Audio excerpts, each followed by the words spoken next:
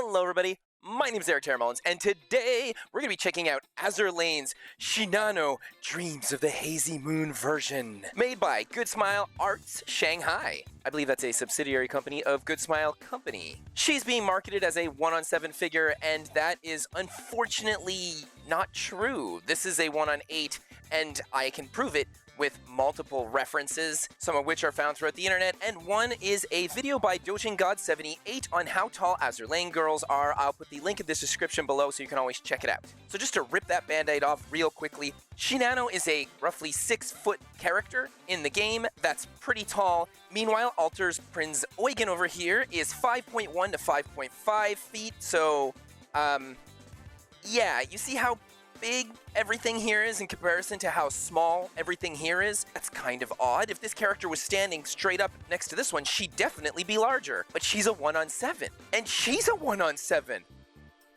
Wedding Ayanami here is also a 1/7, and I don't think she needs to be on her tippy toes to be taller than Shinano over here if Shinano was standing up. And this character is definitely a shorter character in the Azur Lane franchise. And here we have a 1/8 Sirius. I'm really a big fan of how well done this figure is, and this is looking much more accurate to scale to me. Why would Goodsmile Arts claim her to be a 1/7 when clearly she isn't? I personally just kind of get things that I love the designs to, so size-wise, I don't really mind. But for some of you out there that have a shelf completely devoted to a specific scale, it would be awfully frustrating for you to pick this up expecting her.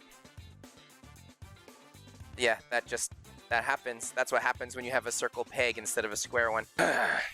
Imagine having a shelf full of all your 1/7 scales. You pick up Shinano, one of your all-time faves, and you put her next to all of these figures, and she's just super small. I mean, this is big, but it's not as big as it's supposed to be. Why put a scale number if you're not going to adhere to it? I'm glad I got that out of the way, because despite that, I actually have quite a few good things to say about this figure. But first, the unboxing. This item from Amiami does not allow for combined shipping, so I had to single shipment it. And you'll have to think about that when you order it, because that definitely goes into how expensive this figure is. For today's unboxing, I'll be using this wine opener because something tells me it's going to be very fitting for how fancy this figure looks. Let's get her open. The Amiami card. She's really packed snug in there. This is a very large box. A picture on the front of the box. Picture on the side of the box shown from the side. Same thing on the other side. On the bottom we have some writing. On the top, a nice full picture of her with her name on there. And in the back, some key visuals. What the heck is this? I think we all get it just seeing the figure in general, but seems like Goodsmile Shanghai really wants to push that as a selling point, which is funny because I always felt like the Chinese market cuts out things that are over-sexualized. I didn't think that they'd literally be making them die cut through their own little advertising boxes. Oh my gosh. It feels like a relatively solid box. And it opens from the bottom, which is very strange. Premium style box opening.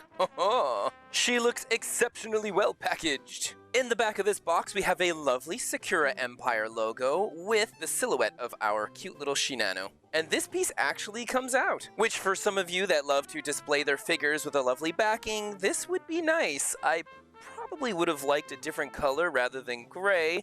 Maybe the Sakura Empire pink, or something that really complements Shinano's blue, but it's not terrible. You could easily cut off this top part, put it in your display cabinet, put her on top of this, and I think it would still work out pretty well. Having to pull this out of the large box she was in from the top here was extremely stressful. I get that they put tape all over this thing. It's just sometimes you don't think about that, and as I'm doing it, I was so scared that maybe some of these pegs were gonna just let go and she's gonna like collapse.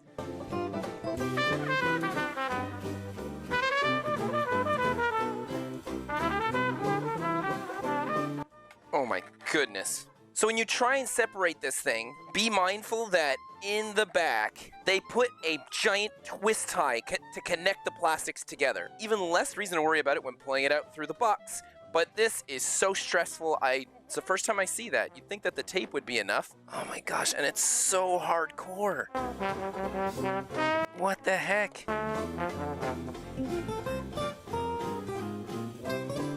Okay, that was quite the event. Make sure to remove this twist tie before actually taking everything off. The last thing you want is to be pulling this thing out and have this, just for some weird dumb reason, scratch up her face. Probably should have put that away properly. I don't know what my cat might be up to, but oh, and there she goes. So she's very, very well protected. Hefty too. Start off by taking out the alcohol. It's nice that it's in a separate little package. Feels safe. It's interesting to see a character come with a beverage like this. For the sake of this review, we're just gonna call this grape juice. Finely aged grape juice. Oh, it's her tails. Her tails are what make her so hefty. Oh my gosh.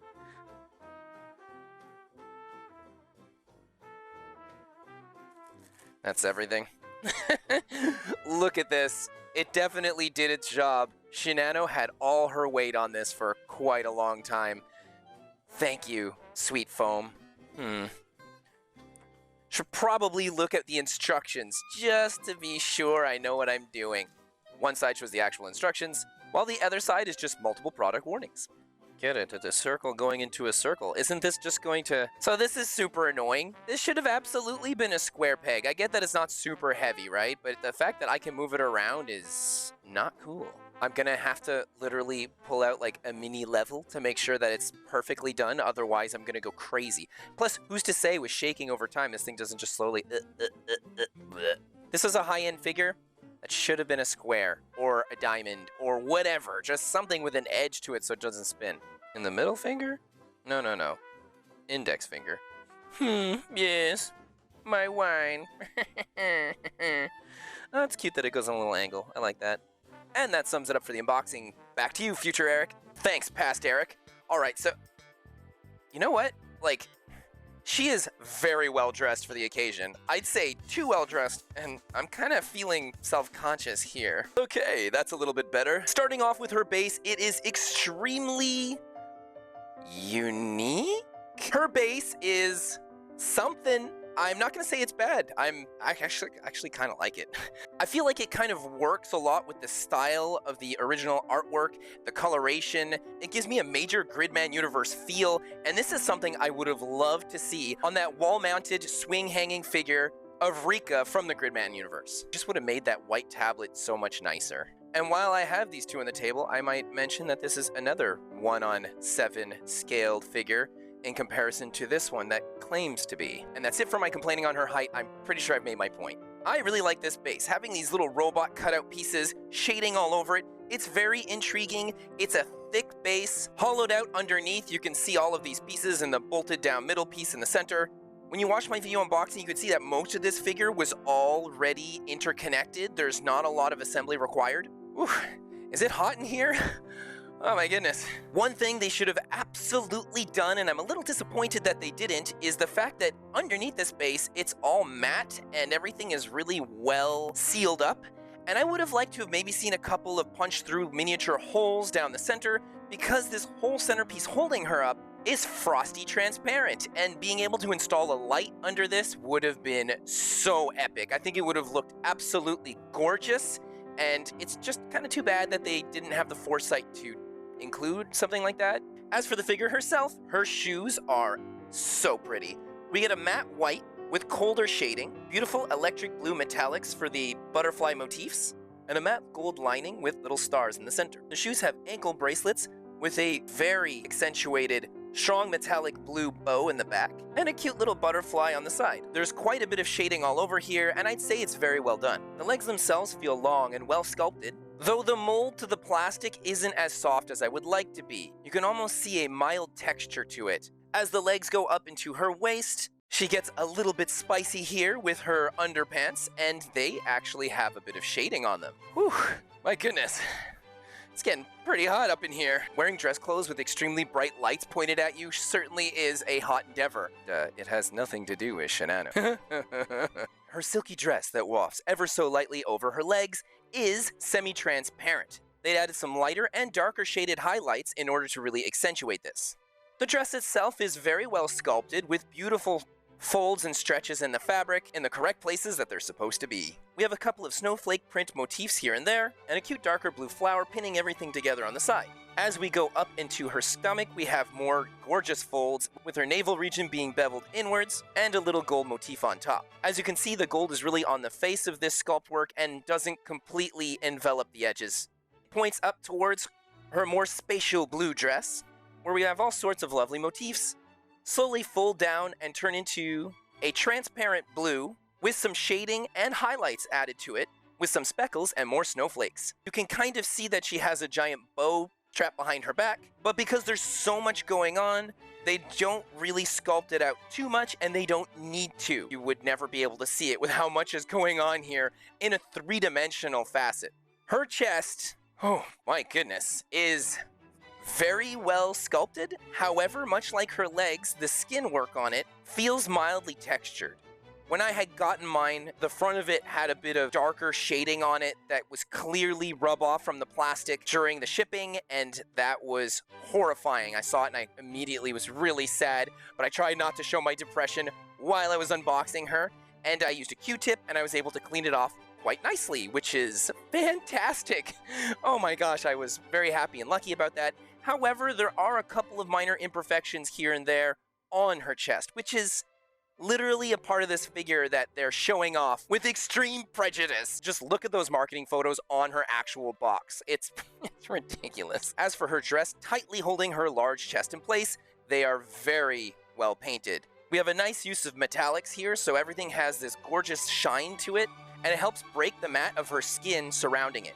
It seems to be struggling holding everything together so much that you can see her skin beveling out of it, and this is very well sculpted as well. Any kind of minor imperfections here, I feel like it would be a molding issue, because the sculpt work on this is very nice. Mine seems to have a little bit of glue runoff up at the top, and that's just kind of a shame. For a character that's using the color spectrum of colors, it's quite fitting in order to, I guess, show off a little bit more of what her chest has to offer through her top. This is me carefully navigating my vocabulary in order to not get in trouble on YouTube. This top goes into little straps. I don't find it goes in particularly well. Luckily, you only see this on one side, and it's not terrible because the way it kind of leafs out like this is similar to a lot of other parts of her dress. She has a neck collar. It looks good. It bevels out the sculpted skin that's here too around her neck, making it seem like this choker is just a little bit tight. Maybe that's why she's always sleepy. That's not it. This choker has a little flower motif underneath it, very well painted, and it's a nice callback to many of the tiny motifs that are all across her clothing. As we get into her right shoulder, it's small, delicate, and the sculpt work here is very good at making everything feel like it's compressed or pushed together. She has a nice anime-style pointy elbow that goes up into a corsage or wristband of sort that has a little darker blue flower on it. Her hand is clearly separated from her forearm, so they could have easily done a better job with this wristband part to make it seem like it's sectioned off just a little better. It's not perfect here, but from a distance it does look good. Her hands are nicely sculpted. We get a little bit of gloss nail polish. Meanwhile, on her left shoulder, you don't see it too much because of all of her hair strands that are flowing down over it. Her forearm comes out nicely from the low attached sleeves of her dress, and the way they sculpted her hand here is very elegant. This is very successfully done, and the wine glass she's holding looks good. It's interesting that you have to put this glass in her hand. Because of this, you can use it for whatever you'd like. And it looks good in so many of these characters' hands, despite them being much larger 1-on-7 figures. And connecting from wrist to wrist, she has this white, almost looking like a cat's tail shawl of sorts. The texture here is a little rougher than that of her tail. A weird design choice for the base illustration to have. She has big, poofy tails. Oh my god. They're terrific. 9 of them to be exact. The sculpt work on this is very nice, and the shading is also very nice. I really love them. I love how big they are. And I'm going to let you know right now, they are not hollowed out. You can kind of squeeze the plastic a little bit on them. Clearly, it was somewhat hollow, but then they, I guess, injection molded it with extra plastic afterwards, so that way it has more heft to it. All of this makes this figure extremely hefty. She weighs a lot. She weighs so much, in fact, that when putting her in a detolf, you should be careful how much weight is there to begin with. You don't want the glass tablet to crack and break on you, and she's not necessarily going to fit on certain floating shelves, depending on how much weight you have on there too. This figure really demands a lot from you and where you're going to place her. You can't just put her anywhere because of how extremely heavy she is. Just look at that weight. This is in grams, and compared to someone like Ryohu over here, however, I must mention that Kotobukiya was smart and they really hollowed out the rock at the bottom. If this thing wasn't hollowed out, it's just full of actual rock, then we'd have a very similar situation going on here. I freaking love my Fate Tamama no Mai, and a lot of that has to do with how great and how well executed this tail is, and for real, Shinano pulled it off amazingly. It's really cute that we have this little metallic butterfly at the tip of one of her tails, that they just look good from every angle. They didn't cheap out on anything. It's so well executed. Thank you so much, Goodsmile Arts. I'm very happy about this. You do get a couple of mold lines here and there on them, but due to how deep a lot of the carving is in the sculpting, it's not super noticeable, especially not from a distance. Whew, those big poofy tails. Gosh, it's some hot stuff. These tails are all surrounding and encompassing her background. This background is a giant, beautiful moon circular apparatus that has this attachment here with a circular peg. It should have been square. I've said it multiple times. It keeps spinning and flipping around. It's only a matter of time before it pops out completely. You have to be very careful with this thing. The circular apparatus looks nice from the front. It looks nice from the back. The piece attached to it, really nice gold designs in here, beautiful darker wash with gold highlights afterwards to accentuate all the extra detail on the front. The grape juice bottle that we have here is empty, so she's clearly gone through this thing. You get a super cute Manju illustration on the front with Azur Lane written on there. It's fun that someone had to design and illustrate this and then print it on here. That's cute. There are some flower petals done in an off-white warmer color, but it does match up nicely with her skin, and a little bit the candle that's next to them. As for her face, okie dokie, I think that it looks good. I feel like the chin points forward just a little too much and a little too sharp. I just personally would have liked things to be rounded off just a bit more, but it's not super bad. At this point, I'd say it's more my own personal tastes because I love big round faces more than sharper ones, and this girl is very, very pointy for a character that everything else on her looks fluffy, soft, round. I guess her ears and her hair is also quite sharp. Her mouth is ever so slightly open. I like that the light red isn't too dominating here, and we get a bit of gloss for the lips. The eye decals are kinda decal-ish, though they're very beautiful decals. I still personally would have loved to see a little more gloss over the eyeball. Her ears are fantastic. They look like Shinano's ears, colored the same as the rest of her hair, but with the poofs being similar to the poofs of her tail. Thank you so much for this. Like, they understand. There's some figures out there that have a hard time with animal creatures like this, and Azur Lane usually does their homework, and I'm glad to see that the sculptor followed said homework to a T. We have beautiful callbacks, as well as the fact that she doesn't have human ears. Oh my goodness, if I had $1 for every time someone drew human ears on an animal creature that already has ears, I would have so many dollars. And you know what's crazy is they wouldn't be dollars I'd be happy about. I'd be like, look at these stupid dollars. Ugh. Hopefully I haven't offended some of you out there that love human ears mixed with the animal ears. It's personal preference, of course. It's just for me, I always do that same thing, like a loud noise happens. What ears does she block? What ears can hear what? If she has the canine ears, already she has far better hearing on the hearing spectrum. So why the human ears? I'm going off topic. Shinano's hair is amazing. This is one of those classic things that I've said in so many of my reviews about long, flowing strands of hair all over the place. If you're going to do this and you want it to look as best as possible, your carving and your sculpt for the hair needs to be deep. And the reason for this is because you're attaching so many little pieces here and there, and you can see all the junctions of where everything attaches. It genuinely doesn't look the best unless you look at it from a distance, and even then, sometimes you're gonna see this random piece glued in here or glued on there, and it never flows very well.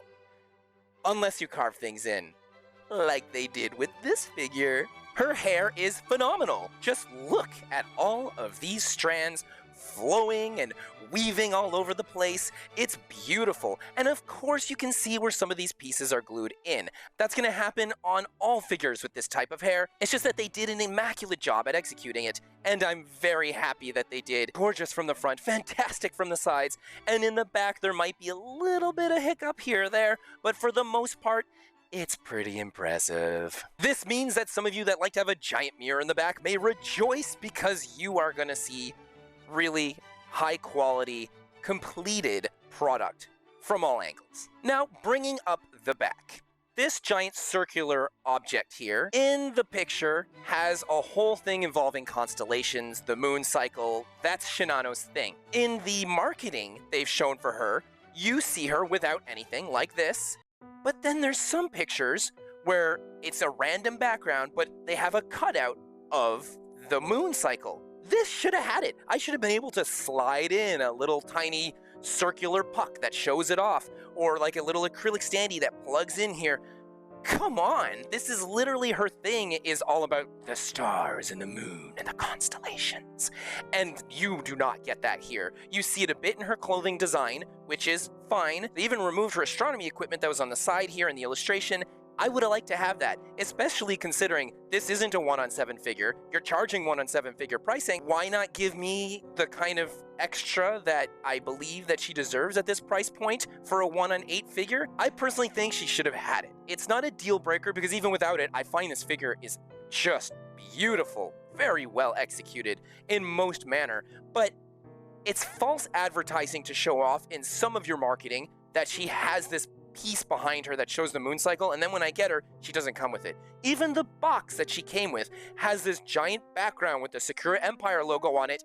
That shouldn't have been there. That should have been the whole moon cycle thing. It would have been terrific. Imagine opening up the box and being like, oh, I could just slide this behind her and it's the background. That's cool. And you know what it would have cost them to do this?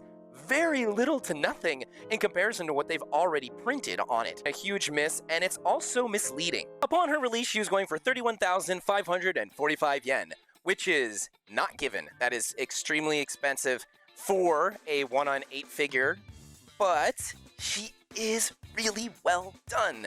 And so, do I think she's worth that for what you're getting here? Yes, I do.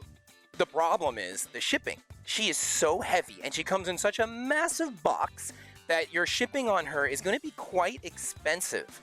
And if you end up having to pay taxes when it comes into your country, which a lot of us do, and then brokerage fees on top of that, to avoid brokerage fees, I personally ship using either EMS or Air Packet. It might seem like some of these options charge you a little more upfront, but when your brokerage fee is maxed out at $10 instead of classic DHL or UPS, where they might even put half the price of your figure, sometimes even more than that, just in brokerage, it's not worth it. Probably why whenever I order through them, I tend to self-clear my own packages just to avoid their absorbent fees. And getting this figure, my goodness, do I actually have quite a bit to say on the matter. I had picked her up through AmiAmi. Trusty, reliable, amazing AmiAmi. Do they have their faults from time to time? Yes, like any company does. No one's perfect, but let's just say that they get as close to it as possible.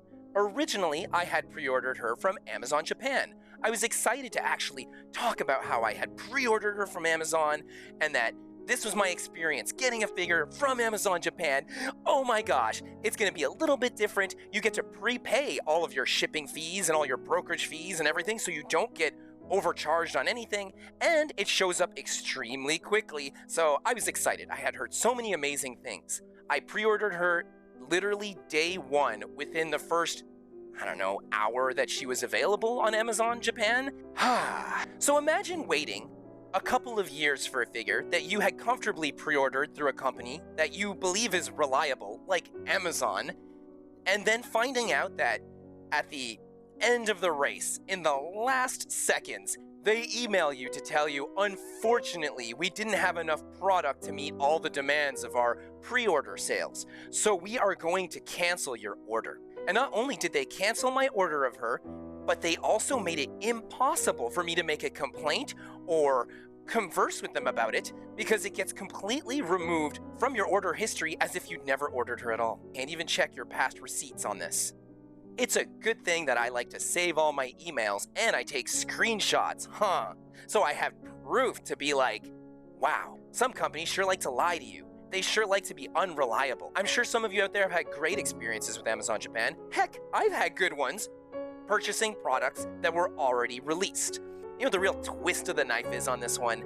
Just a day later, Amazon Japan had her back up for order. They had extra in stock that they could sell to anybody who'd like to order it directly from their website yet once again. But they didn't send me any kind of email indicating this. Luckily, reliable, trustworthy Ami had some, and she was shipped to me within a week. They've always been reliable. So between a company like Amazon Japan and then also Goodsmile Arts Shanghai, these are two companies that aren't reliable.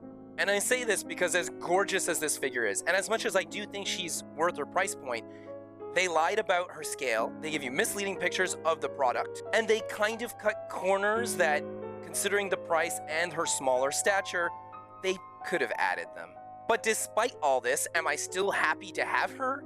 Absolutely. I really like Shinano as a character, I love this costume, and I think they did a very good job with her. I think you should probably look at a couple of extra pictures of her and other people's collections on the My Figure Collection webpage. I'll put the link in the description. And perhaps check out a couple of other people's reviews out there on her just because she might not fit in the collection that you have due to her being a 1/8 figure. Hopefully this review helped you decide which side of the fence you are on getting her or not, and if you like my video just a little bit, it doesn't cost much to raise a glass of grape juice and hit that like button. Why not raise a whole bottle of grape juice and subscribe? And don't you forget to ping that notification bell. This way you'll be notified of my future videos. It goes a crazy long way at helping support this channel, and I really appreciate it. Have an amazing rest of your day, and I'll see you next time. Bye! Oh my gosh, she's so heavy. Oh my gosh. I didn't do my classic wobble thing. Nope, she's really not wobbling. It's so hefty. What the heck? Oh my gosh, you know the price you're paying? It's for them thick tails.